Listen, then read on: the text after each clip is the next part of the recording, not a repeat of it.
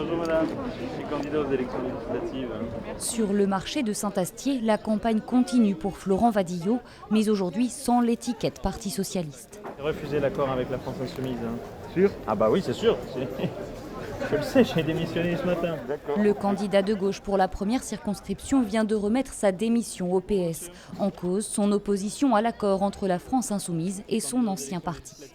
Je suis un militant de l'Union de la gauche, donc je salue tous les rapprochements qui peuvent avoir lieu entre les différents partenaires. Mais je les salue lorsqu'ils se font dans le respect des valeurs, des identités et des capacités de survie des partis politiques partenaires. Je pense que Jean-Luc Mélenchon appuie là où ça fait mal au Parti socialiste. Il sait que le Parti socialiste est très présent dans le Sud-Ouest et je remarque avec surprise que les circonscriptions du Sud-Ouest sont très mal pourvues dans l'accord. En Dordogne, cet accord de la nouvelle Union populaire écologique et sociale ne réserve aucune des 4 circonscriptions aux candidats du Parti socialiste. Comme Florent Vadillo, Christian Teillac pour le Sarladais et Martial Pérouni en Périgord vert ont déjà annoncé qu'ils ne renonceraient pas. Mais quid de Christophe Catus dans le Bergeracois?